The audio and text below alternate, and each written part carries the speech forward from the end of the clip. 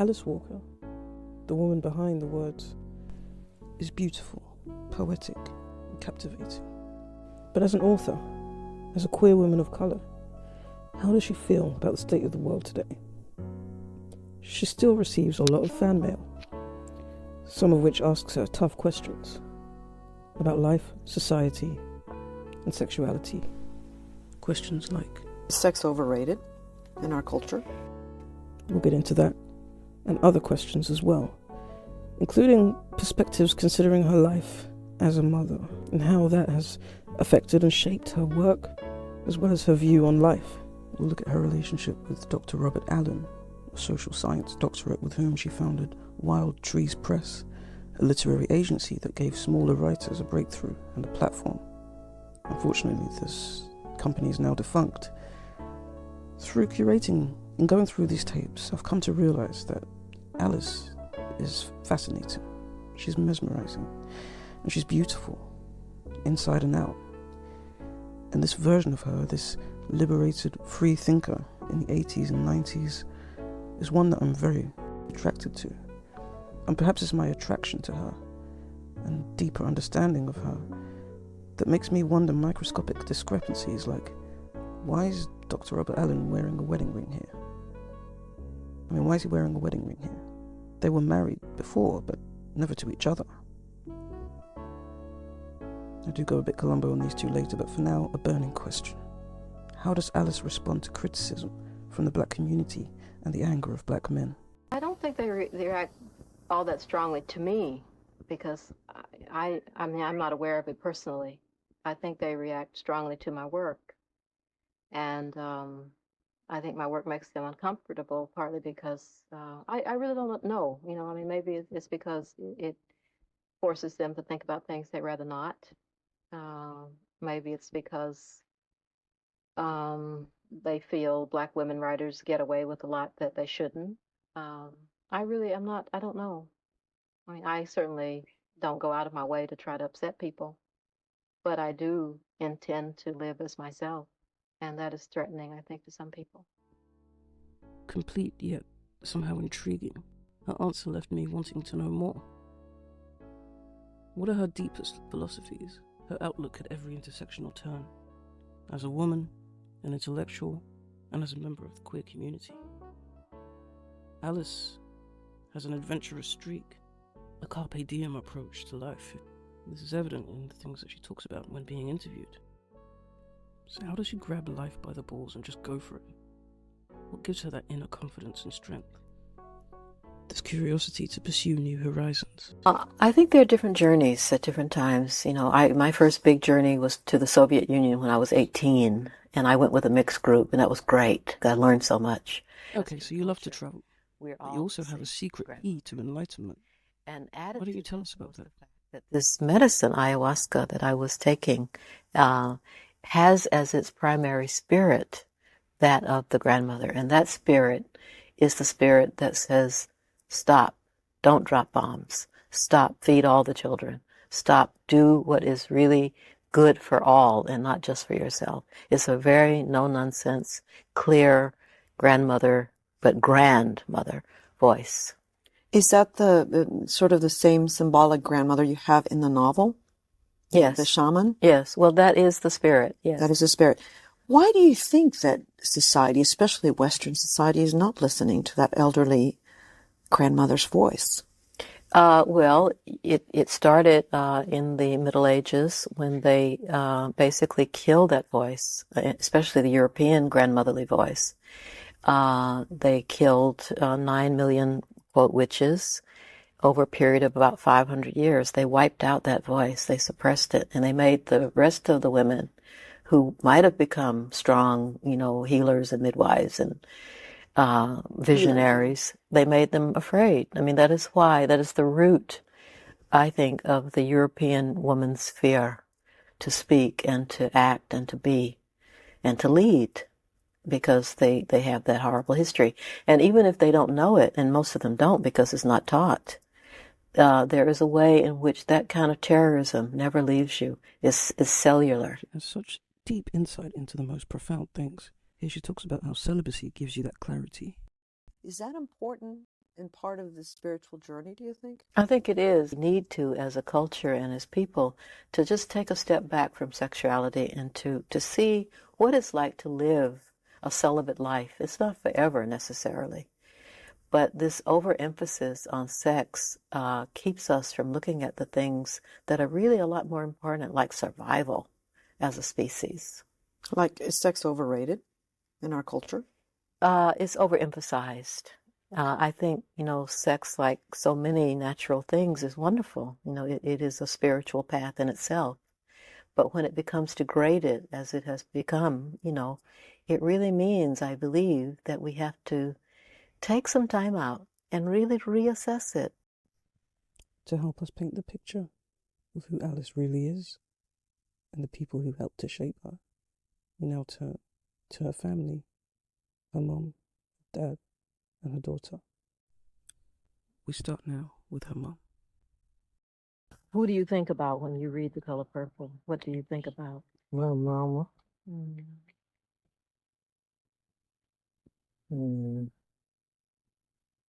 I think about my mama and her way of life. And what? Her way of life. Her way of life. Mm-hmm. Yeah. She took a lot. She did a lot.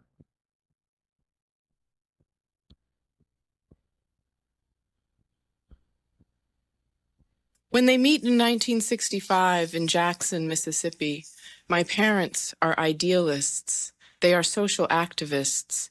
They are movement folk. They believe in ideas, leaders, and the power of organized people working for change. They believe in justice and equality and freedom.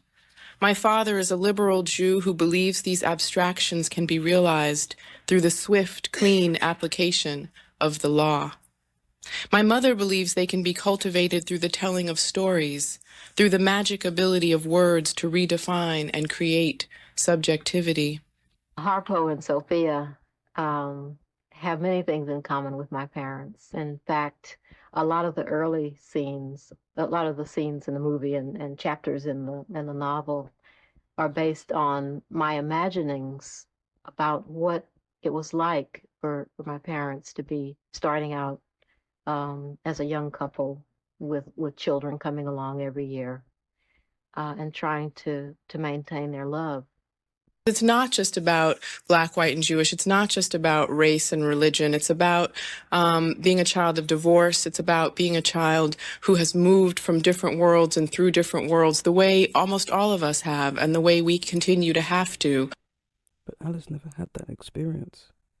Her parents remained in a loving relationship until the day her father died. Their relationship was good. They had a good marriage. They made 8 children. They were never separated. Despite the strong marriage, Alice didn't always see eye to eye with her father.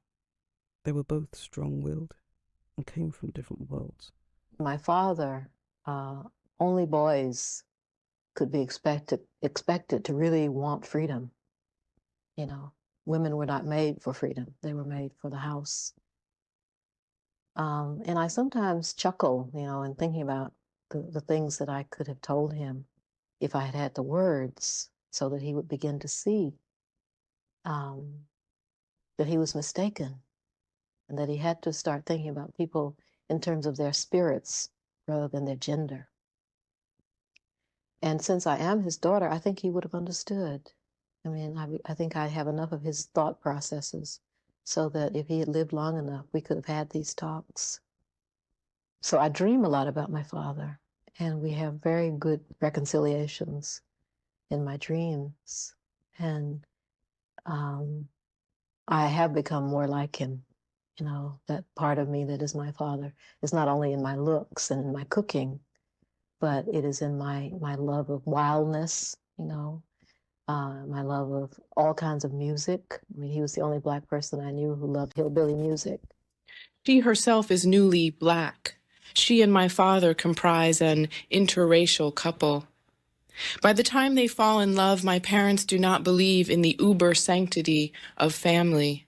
They do not believe that blood must necessarily be thicker than water, because water is what they are to each other, and they will be together despite the objection of blood. In 1967, when my parents break all the rules and marry against laws that say they can't, they say that an individual should not be bound to the wishes of their family, race, state, or country. They say that love is the tie that binds, and not blood.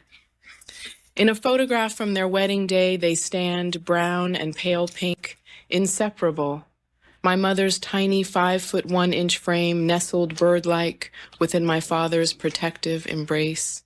They profess their shiny outlaw love for all the world to see. I am a movement child. My parents tell me I can do anything I put my mind to, that I can be anything I want. We are middle class. My mother puts a colorful patterned scarf on her head and throws parties for me in our backyard, under the carport, and beside the creek. She makes Kool-Aid and laughs when one of us kids does something cute or funny. I am not tragic. I remember the point when you said to me, we were in the bathroom in St. Francis Square, and you said, you know, for a long time, I was making a decision on whether or not I could fully love you. Remember? And that really, I was like, whoa, that's, you know, I get that, you know, sort of like a really insecure feeling of whether or not you could really trust me with all of the love and all of the everything, the fragility that is us, you know? But then you said, but I decided, you know? And I was like, phew, you know? Um, and that was it. I have a feeling the decision came many, many years after the fact. Right, I do too. It's clear that you can still see the hurt in Rebecca's heart as she talks about these things with her mother. It's heartbreaking for any child to hear, but we have to remember that nobody's perfect, and despite Alice's shortcomings as the perfect mother, she has reconciled with Rebecca, and Rebecca has always remained open to receiving her mother's love. To me, that is amazing, and I do wish them the best in their relationship. But let's hear more about what it was like for Rebecca growing up as a mixed-race teenager and a child of divorce. Even in between those two, I spent time, for a year I lived in the Bronx, which was different still from those two, in that almost everyone at my school was Puerto Rican or Dominican, and I looked more Puerto Rican, so for the year I just decided I was Puerto Rican, and like that was it. It's like, okay, I'm Puerto Rican, and you know, and I got my Puerto Rican thing happening, and I don't tell my mother too much about the play, and she doesn't ask. It isn't a big deal, I say, hoping she won't see through my mask of nonchalance. I don't want to hurt her. I don't want to lie either, but how else am I going to convince her not to come to see me on play night? How else can I explain that Brian Caton doesn't like black girls, and if she comes, he will definitely know that I am, in fact, a black girl, and all of my other efforts to be a not black girl will be washed away. Both of our feelings about white people, I mean, the bad, the people who are doing all of the downpression in the world, and still be half white and feel like we could reconcile that. That was hard too. I beg her not to come. I will be too nervous, I say. I won't be able to remember my lines if you are there, I say. Please, Mama, don't come. She looks at me strangely, like the woman in the office did, trying to see through to my brain. I hold my breath, but she doesn't push. She takes me at my word, and I go free, alone, out into the night.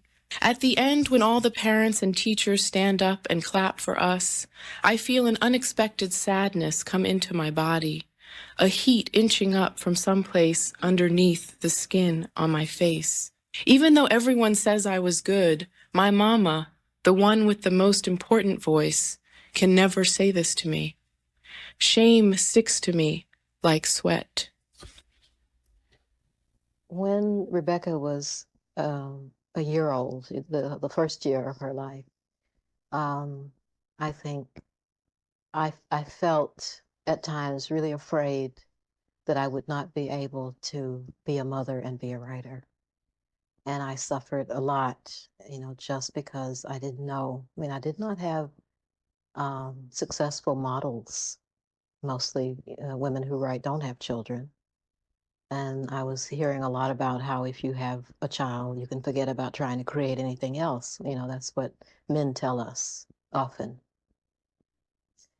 So it was very difficult even to always enjoy motherhood as I was enjoying it.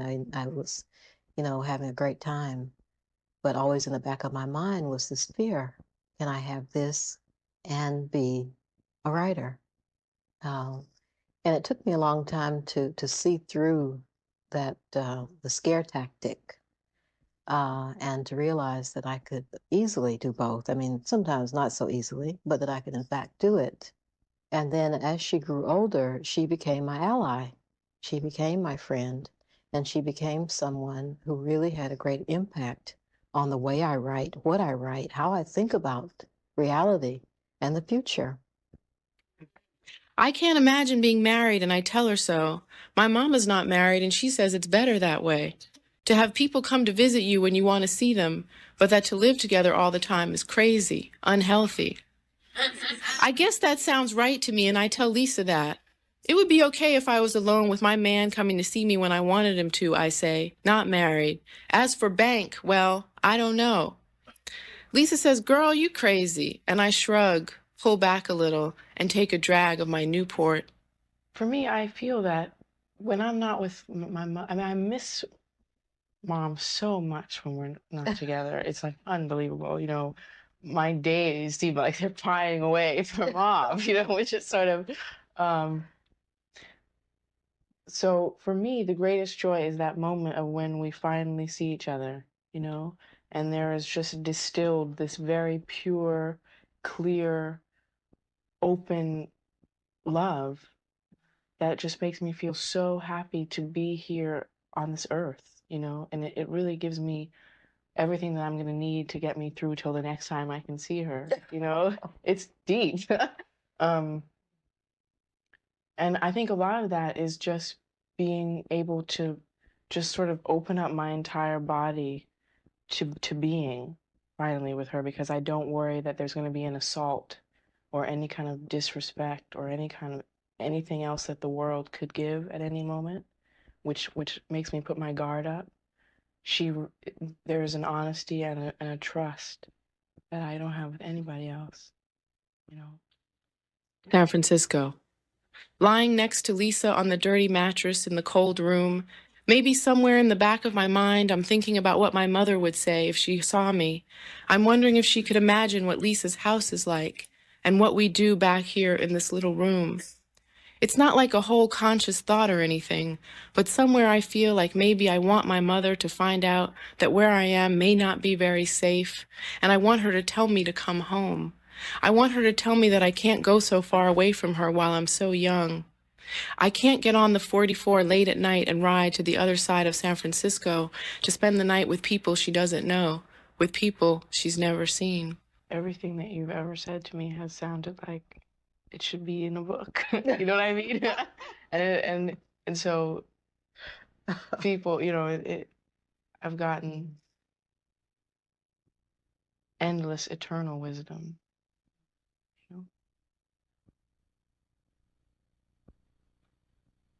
Do you have anything? How close were you involved in the filming of Color Purple?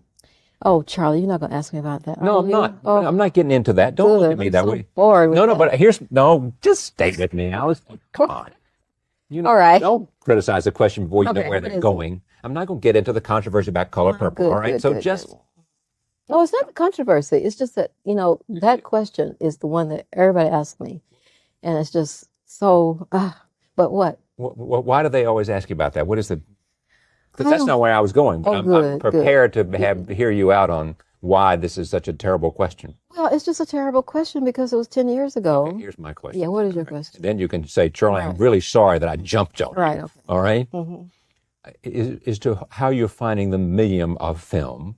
and whether this is opening up new areas of curiosity and interest for you. That was the question I was coming at. So now you would like to say thank you very much. I'm sorry I jumped down your throat, Doctor. Okay, fine. Gospels. Well, okay. So, but that was in a different Bible, but go ahead. Yeah. That was in the one I really liked. Yeah, exactly. Anyway, Yeah.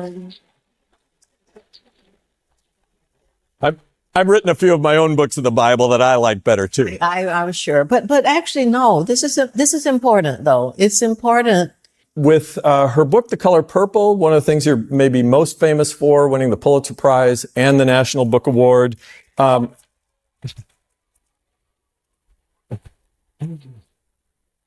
It's going to be a long night, Alice.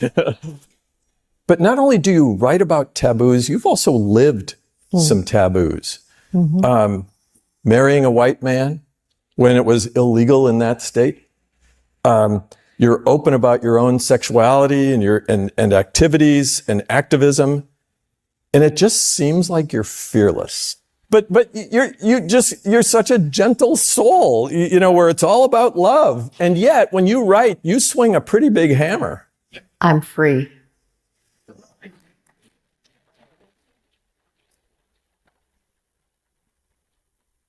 What do you mean? Well, it means that I take responsibility for my life, for myself, for being here. I feel that the least I can do on this incredible planet, wherever it is we are in space, the least I can do is to be my full being and express this whole thing. I mean, that I am. And what I see, then I have a right, you know, to address it. So that freedom just gives you that sense of, I can write about whatever I want. Exactly. All right. There's someone, an academic, said that one of the main themes of your writing is the Black woman as creator and how her attempt to be whole relates to the health of her community. Is that an accurate characterization of your writing? It's pretty good. Yeah. Yeah. I mean, nothing completely covers what I do, I think, because the observer is not me. You know, I don't even know all of what I'm doing. I go on faith a lot, you know, that if something is calling to me, there's a reason. And I try to give it my full attention. I will spend weeks on end hardly talking to anybody to be sure that I get what it is we need, the medicine. I think of my work as medicine, and I want to get the right medicine for us.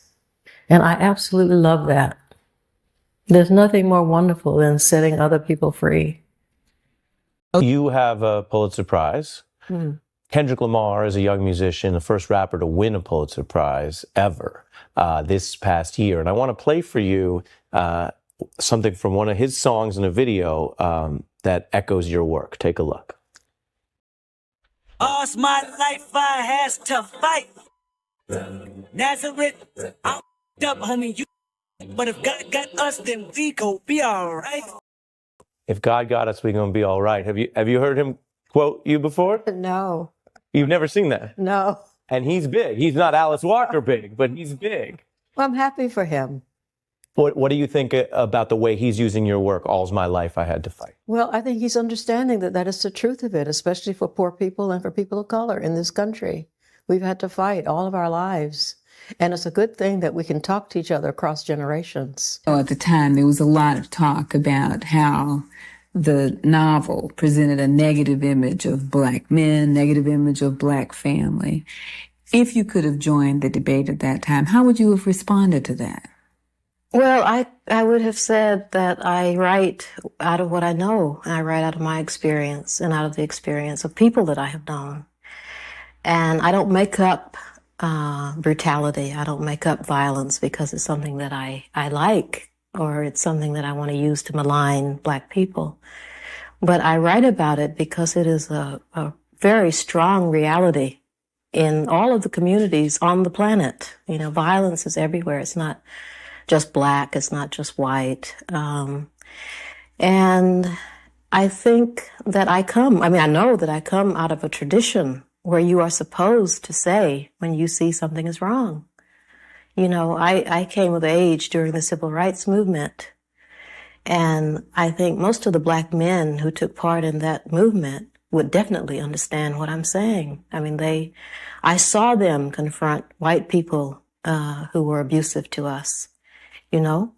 And so when they see that I am willing to confront black men who are abusive to us, they should be able to recognize it as the same violence and really to applaud it. Unfortunately, the abuse of women is rampant. You know, it's rampant in our society and is rampant in most of the societies that I've ever heard of. No doubt she's devoted to women's rights. But how did her devotion to women's rights affect her relationship with Dr. Allen? And as a man, how did he handle loving and living with such a highly acclaimed writer? You can't escape from that. But then when I was married, the woman that I married was a woman who was very active in the origins of the white feminist movement. And we went through many struggles too around that question. But it was those struggles that began to open my eyes, to make me aware. But even so, it's you may become aware, but it doesn't necessarily mean you change. I think in some ways it's like around the question of racism. I mean, white people can become aware of racism, but it doesn't necessarily mean that they struggle to change that. You have to be, in a way, you have to be pushed. There has to be something that propels you forward. And to be truthful, the sisters have provided that impetus. Well, what happened, I think, with everything that happened with Alice, the success of The Color Purple, I mean, I was very pleased and very happy for her with that. And with everything that happened around it, it was a great, no doubt about it, a great success. And at the same time, we're in very different fields. So it was not like there was competition or anything of that sort. I mean, the writing I do is in a very different area, in social science and history and so on. But at the same time, I think, to be honest, I'd have to say there was a period when I felt some envy. In fact, I went through a period of real struggle around that. In fact, so much so that I couldn't even admit it to myself that I felt it. I was ashamed to feel that way. I mean, how could I feel this kind of emotion? Shouldn't I be happy and pleased and proud, you know, that she's had this great success? But I did feel that way. I couldn't admit it to myself that I felt that way. I tried to just push it down. Mm-hmm. But it comes out anyway, you know, it comes out in undermining behavior. It comes out in negative things that you do, and you don't even understand it yourself. And it took me a long time, I think, well, months, to really begin to come to grips with that. And it was only when I could talk with her about it and say, look, you know, this is how I feel, and to sort of admit that I felt that, you know, and talk to her about it, that I was able to free myself of it. Basically, I'm one of those people for whom the dead do not die. I love that song by Sweet Honey in the Rock, where they sing, you know, that the dead are not dead. They're in the trees, they're in the water, they're in the fire. And all we need to do is listen. You were going to ask me a question before about whether, if no one read what I wrote, would I still write? I would, because it is just a very natural way that I've been given to deal with my reality. And so I read it, and I'm convinced that by keeping a journal, I have managed to help myself much more than I will ever help anybody else. Heard of us. So that's true. That is true as long as we don't, all of us, always try to remember and restore and remind ourselves and cherish each other.